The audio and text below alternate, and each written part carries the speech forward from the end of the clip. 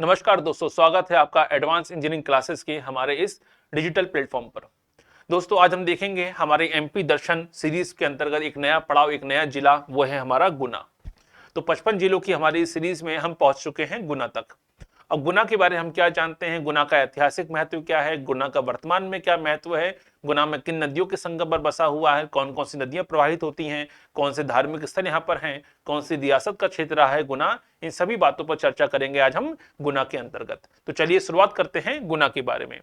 गुना में याद रखिएगा, हर डिस्ट्रिक्ट में आप देखा होगा, भोपाल में या ग्वालियर में या फिर अपने इंदौर में कुछ लंबा समय लगता है पढ़ने में, क्योंकि बड़ा शहर है, बड़े डिस्ट्रिक्ट हैं, ज्यादा औद्योगिक केंद्र भी हैं। लेकिन कुछ जिले बड़े ही छोटे से हैं, 10 या 12 मिनट में पूरे हो जाते हैं। तो इसका मतलब ये नहीं कि वो उससे मैटर कम है, कारण यह है कि इलाका छोटा होता है, इंडस्ट्रियल एरिया कम होते हैं, इतिहास इतनी इंफॉर्मेशन नहीं होती है इतिहास के विषय में उसमें, यही कारण है मैटर कम होता है। यही कारण है कुछ आपको जिले ज्यादा लेंदी मिलेंगे, जहां पे 30 से 35 मिनट का वीडियो आपको मिलेगा, ज्यादा मैटर मिलेगा, क्योंकि वहां पर इंडस्ट्री ज्यादा है, वहां पर इलाका ज्यादा है, वहां पर परियोजना ज्यादा चल रही हैं और वो अपने आप में औद्योगिक केंद्र रहे हैं, याद रखिएगा। लेकिन कुछ जिलों के बारे में बहुत कम इंफॉर्मेशन मिलेगी। क्यों? क्योंकि वो छोटे जिले हैं, या अभी हाल ही फिलहाल 1998 के बाद से या 2013 के बाद, 2018 के बाद जिले बने हैं। जैसे मेहर की बात करें, पाडुना की बात करें, तो आपको अलग से कोई बड़ा मैटर नहीं मिलने वाला, क्योंकि छिंदवाड़ा में हिस्सा में था 1 महीने पहले तक। 5 अक्टूबर से पहले पाडुना छिंदवाड़ा का हिस्सा है। अब 5 अक्टूबर 2023 को जिला बना है, तो अगर आप कुछ इंफॉर्मेशन पढ़ते भी हैं तो बहुत छोटा सा जिला है अपने आप में, ज्यादा मैटर आपको नहीं मिलेगा। क्लियर है? तो हम पूरी कोशिश करेंगे कि पूरा मटेरियल आपको मिले, लेकिन कुछ जिलों के बारे में इंफॉर्मेशन कम होती है, ज्यादा मैटर नहीं होता है, और कुछ जिलों के बारे में बहुत ज्यादा मैटर होता है, जैसे भोपाल है, ग्वालियर, इंदौर के बारे में। तो चलिए शुरुआत करते हैं गुना के बारे में। गुना एक छोटा सा जिला है, इतनी बड़ा क्षेत्र नहीं है अपने आप में, लेकिन बेसिक क्वेश्चन पूछे जाते हैं। पहली बात तो ग्वालियर, गुना आता काय में है, याद रखिएगा, गुना आता है ग्वालियर संभाग में। काय में आता है? ग्वालियर डिवीजन में आता है, ये जानकारी होनी चाहिए, ग्वालियर डिवीजन का हिस्सा है। ठीक है, याद रखिएगा। गोना की हम बात कर रहे हैं, जब प्राचीन एक शासन था अवंती साम्राज्य, जो उज्जैन से लेकर पूरे इलाके में फैला हुआ था। अवंती क्या है? उज्जैन का प्राचीन नाम है, अवंती, याद रखिएगा। ठीक है, तो अवंती साम्राज्य का हिस्सा रहा है गुना, याद रखिएगा, यहां से सामान्य सी जानकारी होनी चाहिए। ठीक है, गुना ऐसा नहीं था कि कोई अलग से जिला बनाया गया था।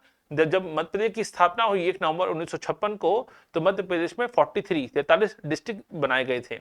उन 43 जिलों में गुना पहले से शामिल था, याद रखिएगा। क्लियर है? यही कारण है गुना बहुत पुराना जिलों में से एक है। आगे जाकर हम देखेंगे गुना से अलग करके नया जिला बनाया गया था। कौन सा? वो था अशोकनगर जिला। ये गुना से पृथक करके नया जिले के रूप में स्थापना की गई थी। अशोकनगर को हम अलग जिले के रूप में पढ़ेंगे, इसलिए अभी यहाँ नहीं पढ़ रहे हैं, लेकिन मालूम होना चाहिए अशोकनगर किसका हिस्सा रहा है? गुना जिले का हिस्सा रहा है। ठीक है, याद रखिए, सॉरी। ठीक है, इसके अलावा देखिए गुना के बारे में और क्या जानते हैं। गुना ऐसा इलाका है जिसकी कुछ सीमा कहां लगती है? राजस्थान से भी लगती है, याद रखिएगा, यहां से क्वेश्चन बनता है। राजस्थान से लगने वाला जिला है, इसे लैंडलॉक डिस्ट्रिक्ट नहीं है, ऐसा राज्य नहीं, ऐसा जिला नहीं है जिसकी सीमा किसी भी राज्य से ना लगती हो, याद रखिएगा। तो हमारे पड़ोसी राज्य है राजस्थान से लगती है किसकी सीमा? गुना जिले की। गुना जिले में कितनी तहसीलें हैं? 7 तहसीलें हैं, याद रखिएगा। इसमें सबसे फेमस तहसीलों में से एक है राघोगढ़, जो दिग्विजय सिंह का इलाका है, याद रखिए, हमारे जो पूर्व मुख्यमंत्री रह चुके हैं, दिग्विजय सिंह का इलाका है। कौन सा इलाका? राघोगढ़ का इलाका। ठीक है, याद रखिएगा, यहां से क्वेश्चन बन सकता है। इसके अलावा देखिए गुना में जो 4 विधानसभा सीटें हैं, याद रखिएगा, 4 विधानसभा सीटें क्यों पढ़नी है? क्योंकि 2000 अभी आपके 23 में 17 नवंबर को मध्य प्रदेश में चुनाव है विधानसभा के, तो 230 सीटें हैं मध्य प्रदेश में विधानसभा की। तो आपको अपने जिले के बारे में कम से कम जानकारी होनी चाहिए कि आपके गुना जिले को अगर आप रिप्रेजेंट करते हैं तो गुना जिले में कितनी सीटें हैं। क्लियर है यहां तक? इसके अलावा देखें, गुना जिले के बारे में बड़ा महत्वपूर्ण क्वेश्चन बनता है यहां से। ठीक है, कि गुना जिले की सीमा किससे लगती है? राजस्थान से लगती है। कौन से स्टेट से लगती है? राजस्थान से इसकी सीमा लगती है, इसकी चर्चा हम कर चुके हैं। चलिए, इसके अलावा देखें गुना के बारे में और महत्वपूर्ण क्वेश्चन क्या बन सकता है।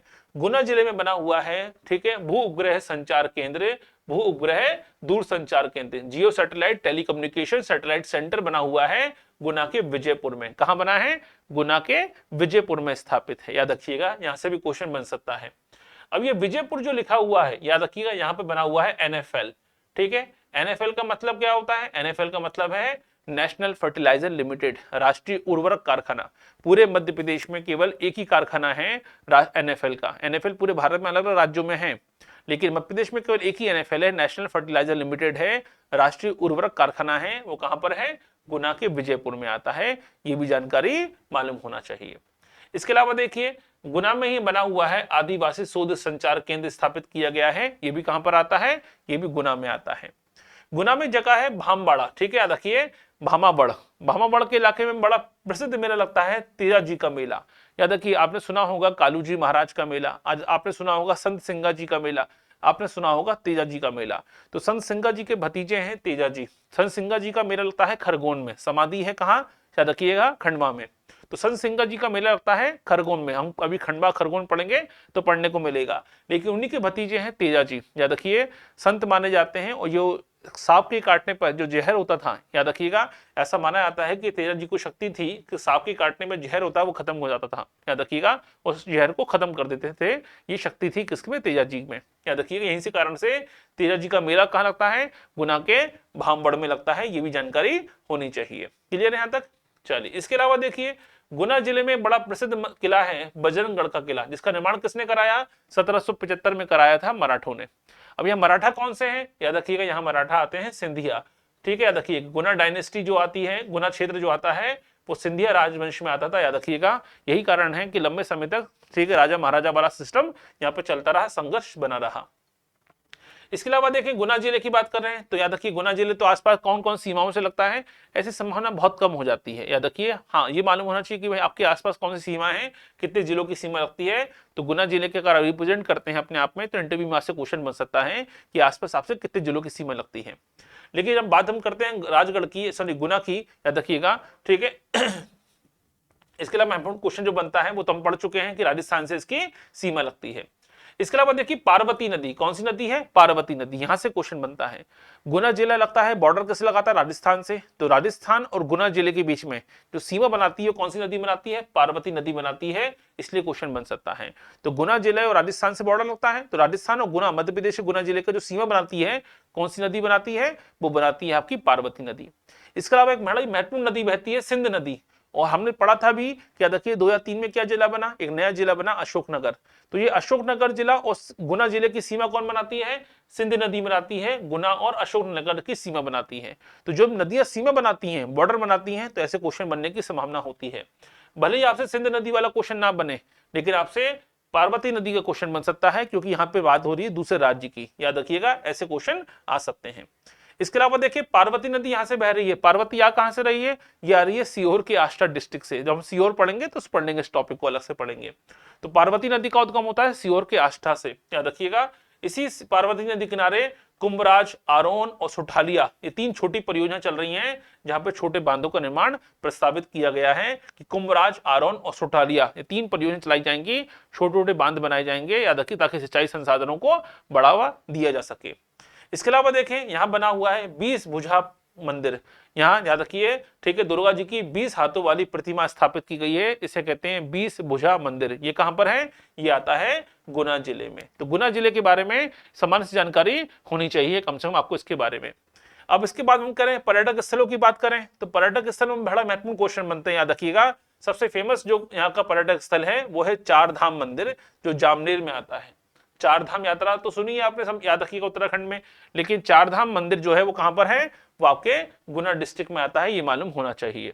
इसके अलावा देखिए गुना के जिले के बारे में और क्या क्वेश्चन बन सकता है, याद रखिए। गुना जिले से एक महत्वपूर्ण क्वेश्चन बन सकता है, गुना का जो इलाका है वो कौन से उद्योग के लिए फेमस है, वो है साइकिल उद्योग के लिए, याद रखिएगा। तो गुना का इलाका कौन से उद्योग के लिए फेमस है, वो है साइकिल उद्योग, ठीक है। साइकिल इंडस्ट्री का सबसे महत्वपूर्ण सेंटर है अपने आप में गुना।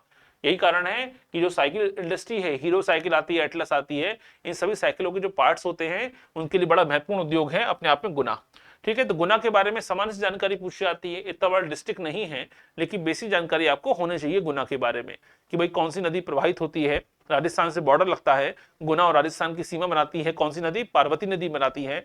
गुना जिले का ही शामिल था अशोकनगर जिला, जो 2003 में नया जिला बन गया। गुना अशोकनगर की सीमा बनाती है सिंध नदी, ठीक है, रखिएगा। ऐसे कुछ बेसिक क्वेश्चन मालूम होना चाहिए। गुना के बारे में दो बड़ी महत्वपूर्ण क्वेश्चन जो एग्जाम में आ चुके हैं वो है एनएफएल, राष्ट्रीय उर्वरक कारखाना, नेशनल फर्टिलाइजर लिमिटेड के बारे में क्वेश्चन पूछे जाते हैं। और एक बड़ा महत्वपूर्ण क्वेश्चन बनता है वो है साइकिल उद्योग के बारे में। याद रखिएगा, साइकिल उद्योग का सबसे बड़ा सेंटर है गुना, यहाँ से क्वेश्चन पूछे जा सकते हैं। तो ये कुछ सामान्य सी जानकारी है।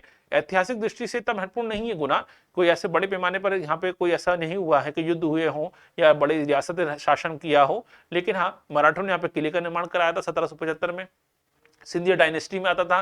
दिग्विजय सिंह जो हमारे एक्स सीएम थे, याद रखिए पूर्व मुख्यमंत्री थे, उनका इस इलाका है राघोगढ़ का क्षेत्र, वहाँ के राजा रहे हैं वो। अब तो डेमोक्रेसी, अब तो कहीं के राजा कोई नहीं होता, लेकिन उस इलाके के राजा रहे। राघोगढ़ का क्षेत्र जो आता है गुना में आता है, याद रखिएगा। क्लियर है? तो गुना के बारे में समान सी जानकारी आपको होनी चाहिए। क्लियर है? इतनी जानकारी से अगर आपका एक सामान्य सा क्वेश्चन बन सकता है, ऑब्जेक्टिव क्वेश्चन एमसीक्यू बन सकता है, और इंटरव्यू में आपसे क्वेश्चन बन सकते हैं नदी के बारे में, उसके ऐतिहासिक पक्ष के बारे में। ठीक है, तो बने रहिए हमारे साथ। और एमपी दर्शन सीरीज में इस यात्रा में हम मिलेंगे एक नए जिलों के साथ, एक नए पड़ावों के साथ। ठीक है, बने रहिए, हमें फॉलो कीजिए फेसबुक के द्वारा माध्यम से, ठीक है, टेलीग्राम के माध्यम से और इंस्टाग्राम के माध्यम से। इस दर्शन सीरीज में नए जिलों को शामिल करेंगे और मिलेंगे नए लेक्चर के साथ। बने रहिए हमारे साथ। धन्यवाद।